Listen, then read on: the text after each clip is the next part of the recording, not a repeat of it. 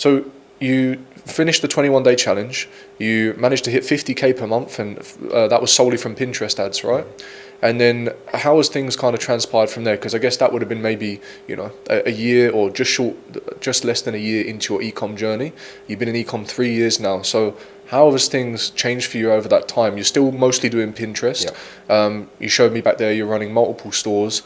So like, what was that journey like from there on out? You now saw this has proof of concept. I've quit my job. I've got rid of plan B. I'm going all in on this thing, which I would also recommend most people do when they can do it, because that's when things are really going to take off, And is that what happened for you? Did things start to take off? Yes. So, yeah, like I said, in April I did 50K in revenue, and actually it always doubled from then. Yeah, just 2-3 months. So in May I did 100K. In June I did like 300K. And yeah, that was like crazy. That was like, what is going on? I'm hitting 10-15K days with only one good product.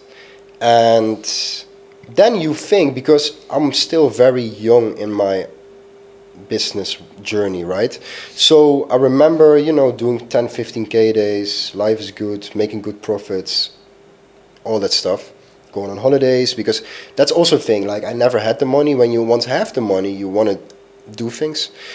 And that's where things also got down really fast, because right now, when I see it, when you have momentum, when you're doing good numbers, okay, reinvest your profits into better systems, hire people, all that stuff. But back then, I didn't know. Nobody guides me on how to really set up systems, hire people. So I was just like, I was running 10-15K days. I was in Greece with my ex-girlfriend. I'm checking my dashboard, seeing 4K profit today, tomorrow, the next day, 5K profit. And I'm there living my life and thinking like, this will never go away, But then, because it was also a fashion product, like after 2-3 weeks, the problems came in. A lot of emails. I had like, one time I was like on 400 emails a day, you know what I mean? Wow. People complaining about the size is not good, the quality is not good. So then after a month, so right now we're in August, I was doing like 1-2K losses, every single day for like 1 or 2 weeks. I was like, what the fuck is going on? My whole business is crashing down, This is so bad. But yeah, that's because you don't know how to set up systems, you don't know how to manage. I was still running my business on my own. I was an employee in my own business. I eventually had one guy who was doing my emails, but that was it. So a lot of problems came in. So then, but the problems and the issues I faced then, I will not have them anymore right now. And I think people always need to learn from the mistakes, because businesses can be so super hectic.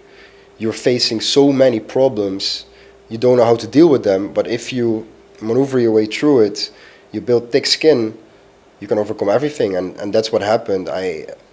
In 2024, that also I was focusing on so many things at once. I was doing Pinterest, I was doing Facebook, I was doing a little bit sort of branded dropshipping all at once, while one business wasn't even outsourced for like 50%. You know what I mean? I wasn't even doing profits in one business, and I was doing so many things at once. And that's because I got the shiny object syndrome from so many people seeing like, hey, people making money there, 20K days there, this and that. I was like, I need to do so many things. Yeah. And that's where I lost maybe in 2024, I lost maybe like 80K or something. I think it's all part of the process. Like you said, you have to go through that to learn from it, because like yourself, I was the exact same. I didn't maybe suffer as many losses, but I made the mistake of doing everything by myself, treating it like a 9-to-5, because I'd been in one for 9 years, and I just thought, well, I need to work this many hours every day to feel productive, because that's what you do. That's what I've always done. So because of that, I would just find things to do everything myself, and you end up doing so much stuff that you actually prevent the growth of the business. Plus, because I was making money and it was the first time I'd ever made money from my own business, I'm thinking, well, I want to keep the profit. I'm not reinvesting anything back into the business. And you think back and you're like, so stupid, man. Like, how does that even make any sense? Now I can't reinvest quick enough. I'm like, okay, next thing here. And you asked me earlier, with regards to me doing podcast, mentorship, and an ecom store, how do you balance all three?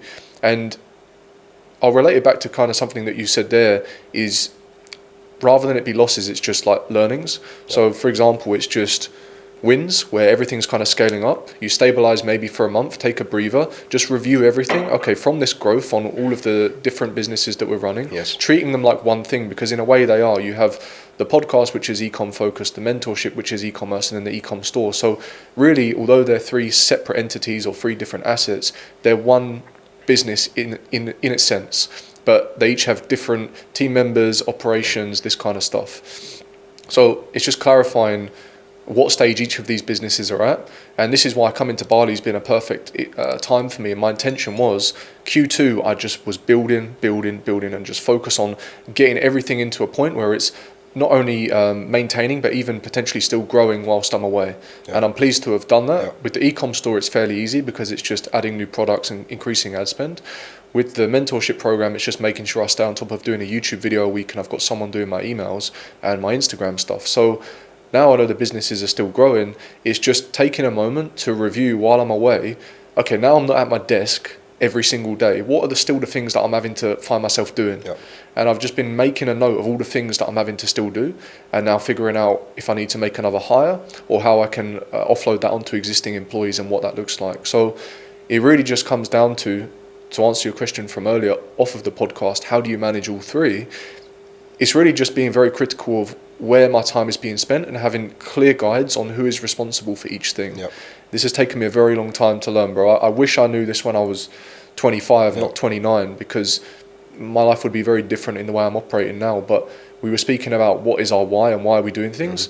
I want to be able to get to the point where I can just work a deep work block every morning, 3-4 hours, and everything keeps on moving. So now I know that. Another thing in my vision board is I work a 4-hour deep work every morning and everything gets done. Another one is I have teams and systems that allow me to automate and systemize my business so that it runs without me. These are all things on my vision board, exactly what we were talking about. So I know every day what I'm working towards, and while I'm here and I'm away, I'm noticing the things that I have to pull out my laptop quickly to do. And it's an irritation while I'm trying not to work while I'm away. So that irritation is good enough that it allows me to then identify, I don't want to do this, I need to find a way to get someone else to do it. And it's just, you keep iterating, and that's how I'm doing it so far. Obviously we're not at extreme scale yet, so I would imagine it gets more difficult at scale, but the process remains the same, you know? Yeah, it sounds perfect. And I think, to get back to it as well, it's like, you also need to understand money management, you know?